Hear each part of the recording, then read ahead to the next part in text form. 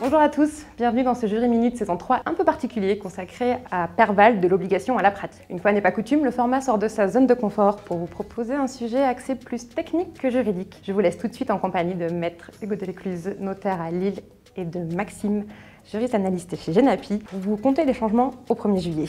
Merci Maître Hugo Delécluze d'avoir accepté notre invitation. Avec plaisir. Bonjour Maxime. Fiche Perval, est-ce que vous pouvez nous faire un petit rappel sur le concept ? Le concept, deux grandes bases de données immobilières que la profession alimente. Une base qui s'appelle Bien pour toutes les transactions qui sont Paris-Île-de-France et une autre base qui s'appelle Perval et qui s'occupe de toutes les transactions en France, hors Paris-Île-de-France. Avec deux sous-catégories, la base de toutes les ventes, les transactions définitives et depuis un peu plus récemment, une base avant contrat. Et donc qu'est-ce qui change au 1er juillet pour vous, les notaires? Eh bien, quelque chose de pas si compliqué que ça en réalité. Simplement une impossibilité technique d'aller télépublier notre acte si au préalable la fiche descriptive, Perval ou Bien, n'a pas été au préalable envoyée à Planète. Donc télépublier qui signifie la publication au service de la publicité foncière par voie dématérialisée. Exactement, ce qui est une des obligations du notaire naturellement d'aller publier et d'aller verser les impôts collectés. Et donc à qui et à quoi sert l'envoi de ces informations sur concernant la fiche Perval? Alors à plein d'intervenants.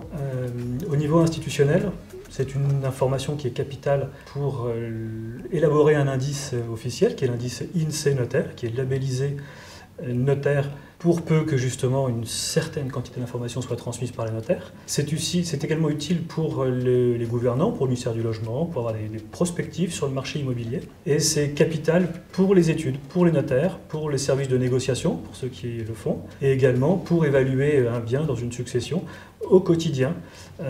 Et même sans service de négociation, au quotidien, nos clients nous demandent, avec une augmentation forte des prix là, depuis 18 mois, s'interrogent sur le fait si leur engagement n'est pas un petit peu trop cher. Et la consultation des bases avant contrat est un véritable outil de conseil aux clients. Donc aujourd'hui, c'est une base qui vous permet d'estimer les biens, que ce soit dans le dossier de divorce, de partage et effectivement dans les ventes immobilières. Exactement, c'est ce qui nous donne des outils de comparaison.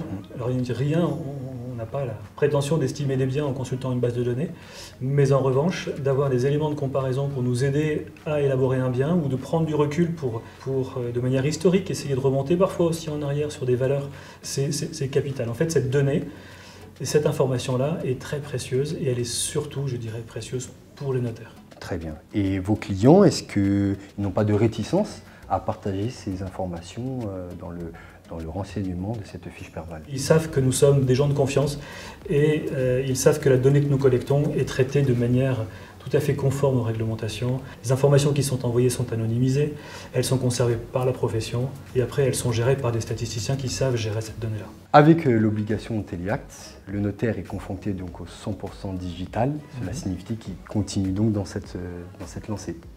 Oui, et puis aucun retour en arrière ne sera possible. Et naturellement, c'est le digital qui va aussi nous aider à mieux compléter ces bases de données. L'information sera rentrée une fois simplement par le client, même vendeur, qui connaît mieux le bien que le collaborateur ou le notaire qui remplit.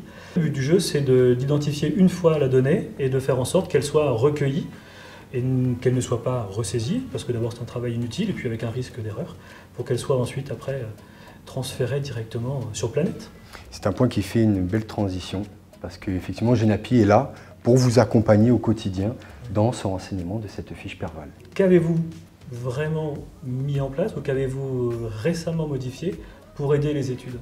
Alors tout d'abord, c'est conformer aux obligations fixées par le CSN et du coup par la voie de la DSN. Donc on a prévu cette fiche Perval avec une indication des zones obligatoires, mais également des zones facultatives.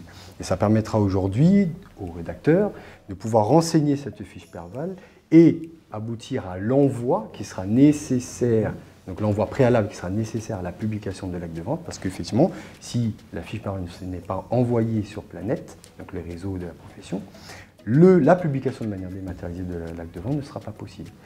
Et pour vous aider au quotidien, nous avons publié un article sur l'aide en ligne, que vous pouvez retrouver le lien dans le cadre de cette vidéo, mais également un webinaire, une vidéo très intéressante réalisée par un de nos formateurs sur l'environnement de cette fiche Perval et sur cette nouvelle obligation d'envoi de manière dématérialisée. C'est que vous avez senti le besoin des études d'être accompagnés et les collaborateurs qui sont confrontés à la complétude de cette fiche descriptive, parfois, ont beaucoup de difficultés tout simplement avec des données soit qu'ils ne trouvent pas, qui sont les données bloquantes. Donc là, je pense qu'il est aussi intéressant de dire qu'il y a moins de données qui sont bloquantes aujourd'hui qu'avant. Donc là, ça doit rassurer les collaborateurs pour le coup.